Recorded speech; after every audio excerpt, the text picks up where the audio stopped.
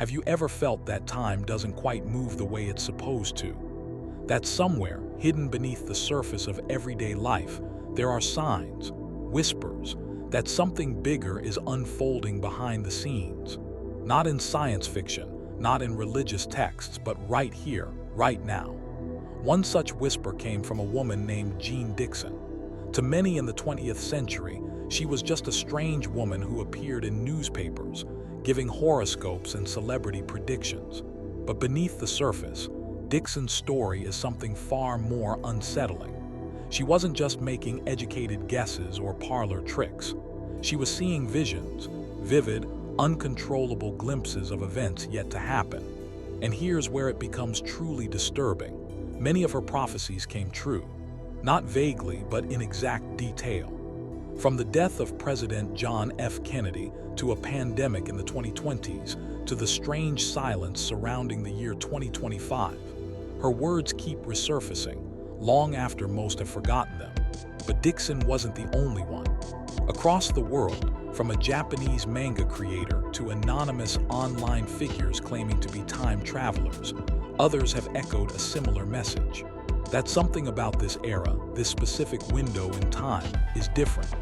That humanity is standing at a threshold, and what happens next will either change our future or confirm that it was always set in stone. Ask yourself this: if someone could show you your future, your destiny, would you want to see it? Would you really want to know how it all ends? That's the real power of prophecy. Not that it tells the future, but that it forces us to ask questions we usually avoid. What if history isn't linear? What if time loops back on itself like a spiral?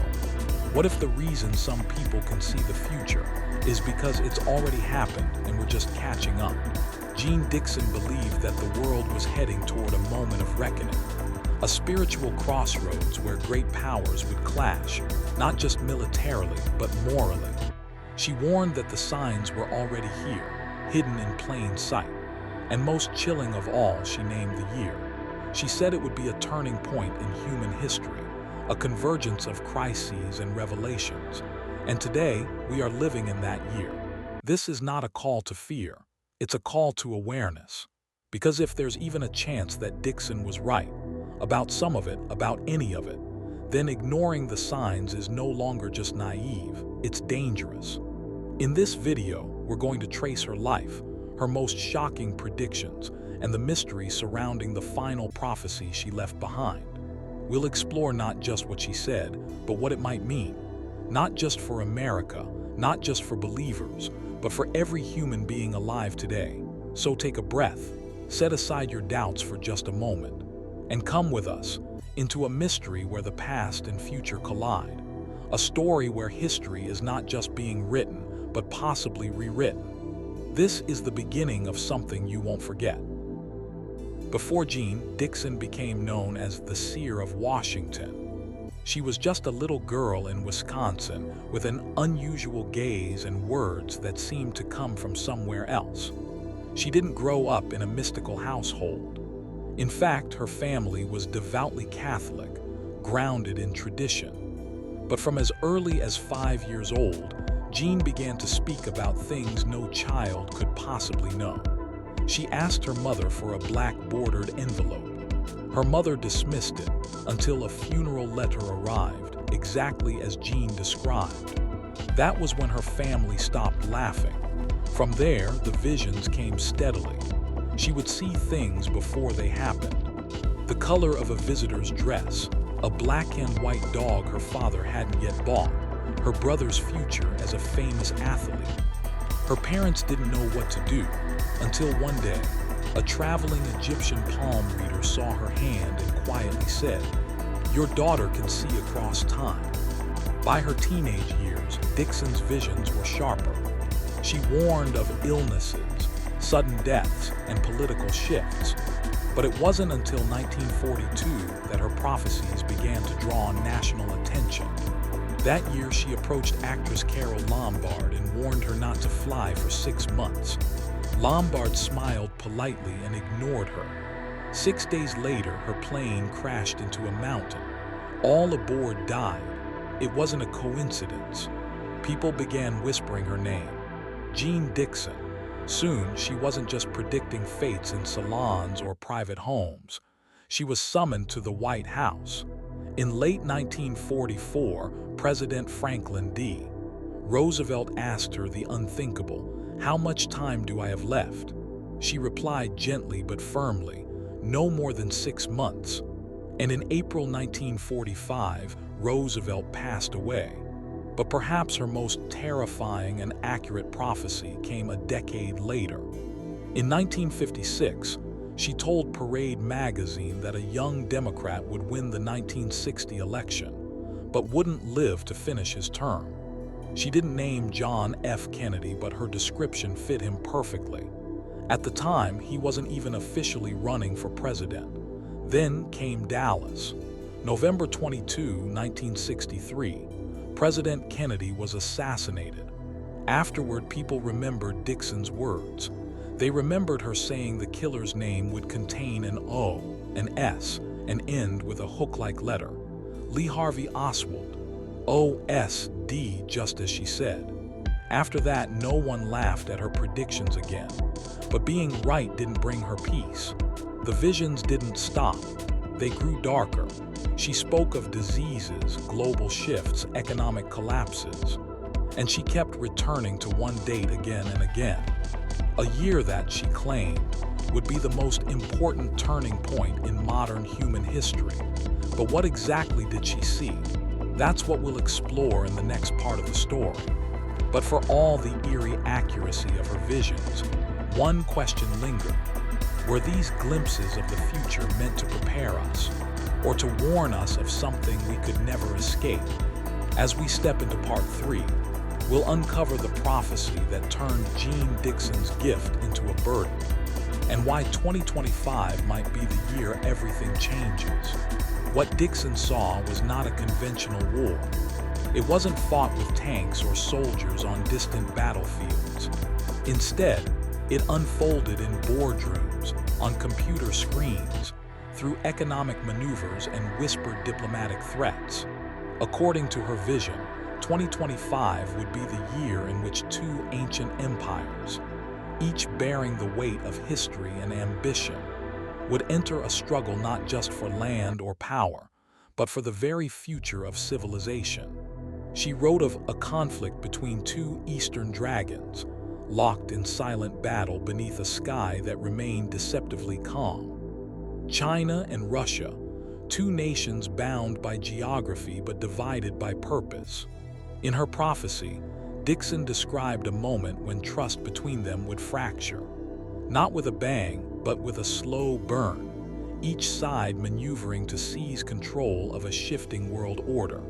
The most chilling part of her vision wasn't that one would destroy the other.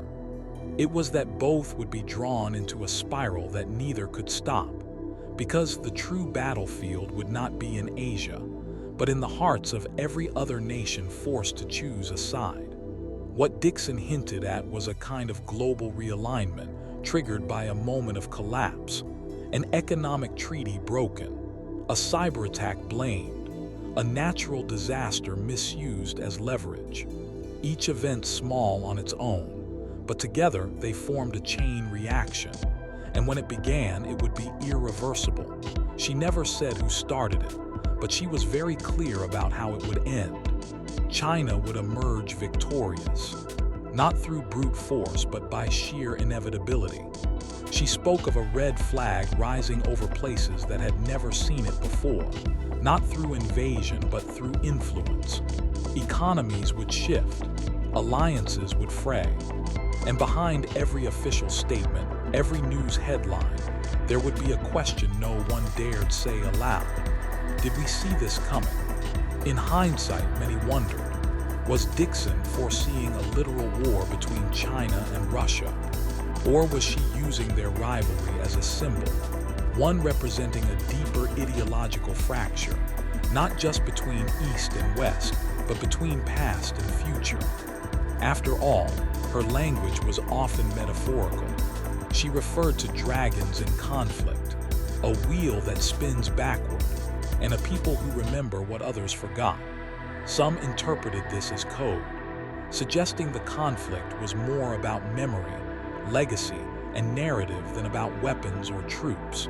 Perhaps what Dixon saw wasn't a military confrontation, but a clash of civilizations, each trying to rewrite the timeline in their own image. One thing, however, remained constant in all her visions of 2025. Something old was going to break, and from its pieces, something unrecognizable would rise. The question was, would it be better than what came before or worse? Now, with that unsettling prediction hovering over the present day like a gathering storm, we must ask, if such a future truly awaits us, then why has so little been said? As we move into part 4, we dive into what might be the most terrifying aspect of all, the possibility that others already knew and chose to hide it. For every prophecy that stirs public attention, there are dozens that vanish quietly, censored, ignored, or deliberately erased. And when it comes to Jeane Dixon, what's most unsettling isn't just what she predicted, but how often those predictions were buried. Not because they were wrong, but because they were too close to something that someone somewhere didn't want known. In the early 1970s, Dixon began speaking less frequently in public about her visions, not because they stopped. In fact, by her own account, they became even more vivid. But certain subjects, global conflict, hidden powers, and coming upheavals, were met with increasing resistance. Invitations disappeared. Columns were edited. Editors advised her to focus on personal readings, not world affairs. And yet, behind closed doors, her private journals told a different story. They spoke of visions she wasn't allowed to publish, conversations with political figures who consulted her off the record, even letters from intelligence officials, some respectful, others threatening. One of the most curious patterns in Dixon's life was how often she brushed against power without ever being embraced by it. She was summoned to the White House more than once. She gave readings to senators, ambassadors, and even foreign dignitaries. Yet her warnings were never made policy, always kept on the margins, treated as entertainment, until they proved too accurate. So why keep her close but never acknowledge her publicly? Some believe she was part of an unofficial circle, not government-sanctioned, but quietly monitored. A shadow advisory, used when the rational tools of geopolitics failed to predict the chaos of the world. After all, when logic can't explain the future, even presidents start looking elsewhere. And Dixon wasn't the only one. Throughout the 20th century, multiple visionaries from different countries, Japan, France, Russia, began speaking of the same era, the early 21st century. The same symbols, the same warnings. A collapse not caused by war alone, but by forgetting something fundamental about humanity. What if the danger isn't just political? What if it's metaphysical? In one of her last interviews, Dixon said something that few paid attention to at the time. She whispered, "The fight will not begin with weapons, but with memory, because they will try to make us forget who we are." Many dismiss that line as poetic nonsense. But in today's world, where misinformation, revisionism, and digital manipulation rewrite history every day, those words hit differently. If you control the past, you influence the future. If you erase what people once believed, you reshape what they are willing to accept. And so, perhaps the most dangerous prophecy Dixon left us wasn't about war or disease, but about silence. About how the truth might one day become too loud to be heard. Her most controversial vision, that the real war would not be between nations, but between timelines. A war between the world as it was and the world as someone wants us to believe it has always been. And if that's true, then we're already in it. We just haven't realized it yet. So what do we make of these visions, fragments of a future both haunting and unclear? Maybe it's time we stop asking whether they were true and start asking what they were trying to tell us. In Part 5, we dive deep into the wildest, yet eerily plausible theories behind Jeane Dixon's most cryptic predictions. Why would a woman in the 1970s speak so confidently about a war in 2025? Why describe a turning point involving powers like China and Russia, decades before the modern geopolitical map had even taken shape? Skeptics say it was guesswork, coincidence, even fiction. But if we look deeper, not just at what Jeane Dixon said, but how she said it and why she believed it, something unexpected begins to emerge. Her prophecies weren't always predictions of specific events. Often, they came as images, emotions, or metaphors, fragments from someplace just beyond conscious understanding. And to make sense of them, we need more than historical analysis. We need imagination, inquiry, and sometimes a willingness to ask the impossible. So here are three of the most provocative theories about what Jeane Dixon might have really seen and what it could mean for the rest of us. Theory 1. A geopolitical domino. In the simplest view, Dixon foresaw what we're seeing today, a global power shift. A world no longer defined by Cold War binaries, but by new alliances and silent rivalries. Her vision of a clash between China and Russia may not refer to literal war, but rather to a struggle over dominance in a rapidly changing world. China's economic influence now reaches every continent. Russia's energy strategies and military movements continue to reshape borders and alliances. In some readings of Dixon's writings, war may have meant confrontation of values, of spheres of influence, or even cyber control. The bloodshed she described could be metaphorical, representing financial collapse, migration crises, or the social fragmentation triggered by propaganda wars. In this theory, 2025 isn't just a date. It's a threshold when world powers are forced to choose sides, and the illusion of global unity finally cracks. But then comes the second theory, far more controversial. Theory 2. The influence beyond Earth. Some researchers argue that Dixon's visions were not purely spiritual or intuitive, but received. She herself once hinted that she didn't always know where her images came from. Sometimes they would arrive suddenly, like a broadcast from somewhere else. Could she have been tuning into something or someone? In this view, her prophecies are not warnings from God or the subconscious, but from an external intelligence, possibly extraterrestrial, possibly future human. This isn't science fiction as much as it is a real possibility entertained by some physicists and theorists. The idea that consciousness can interact with data outside the flow of time. If this is true, then 2025 might be the first visible crack, the moment when Earth as we know it encounters the ripple effects of a civilization beyond itself. And perhaps that war isn't ours alone. Perhaps we're just caught in its wake, which leads us to the boldest and most unsettling theory of all.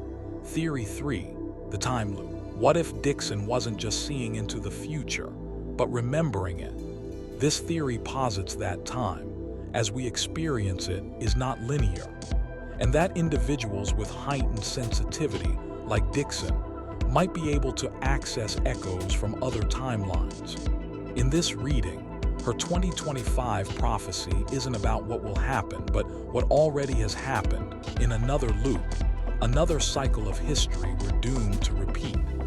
And here's the chilling implication.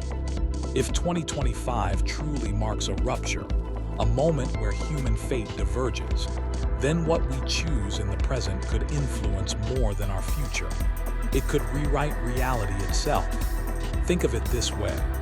If time is like a spiral, then events come back around, not as duplicates but as echoes, and some people can hear them. Maybe Dixon wasn't predicting 2025. Maybe she was warning us not to do what we did last time. A fourth possibility, synthesis. And then there's this. What if all three theories are true, not separately but together? What if we're standing at the crossroads of political collapse, cosmic awareness, and temporal disruption? In that case, Dixon's prophecy isn't a puzzle to be solved. It's a mirror held up to our civilization, asking, do you understand what's coming? Are you paying attention? And most of all, will you make the same mistake again? Prophecies don't exist to be proven right. They exist to prepare us, to open a door to questions we're too afraid to ask. In the final part of this story, we'll step back and look at the bigger picture. Not just what Jeane Dixon foresaw, but what it tells us about who we are and who we might become. Are you ready for the final question?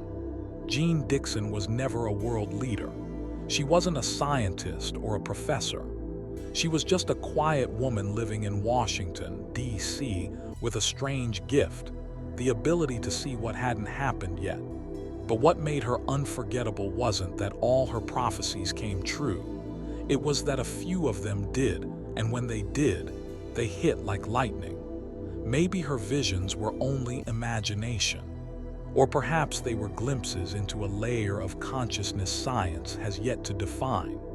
But whatever the source, her words left us with one unsettling question. If the year 2025 truly is a turning point, then are we standing at the end of history, or the very beginning of something else? In the grand timeline of the Earth, humanity has barely existed for a blink. Just 0.5% of Earth's history includes us. So what happened in the other 99? 995%. Were there others before us? Minds that rose, flourished, and vanished, leaving only silence behind. If a civilization existed with the power to preserve life across geologic ages, then we are not the first. We may be one layer among many. And if Dixon's vision came not from the future but from a forgotten past, then history isn't linear. It's a spiral and we're looping back. In her final years, Dixon no longer spoke just of war or disasters. She began to describe a figure, someone born of love, destined to reconnect what time had severed. Not a destroyer, but a healer. Perhaps this was her final prophecy, that even in the darkest hour, a light would appear. Not to save us, but to remind us that we are not alone, because we cannot stop the earthquakes. We cannot command the storms or tame the sea, but we can choose whose hand we will hold when the ground begins to shake. And sometimes, just one hand in the dark is enough to make you believe everything will be okay. You don't have to believe everything you just heard. Maybe prophecy is just coincidence. Maybe it's something more. But if you've ever had a dream you couldn't explain, a moment that felt too strange to ignore, or a story that whispered to something deep inside you, then this story has already found you. And now we want to hear your voice. Do you think Jeane Dixon truly saw the future? Is 2025 a turning point, or just another year we'll forget? Could this world be shaped by hands we've never seen? Drop your theory in the comments. Let's unravel this together. Because here at 100K Wise, we don't just tell stories. We ask the questions that won't let you sleep.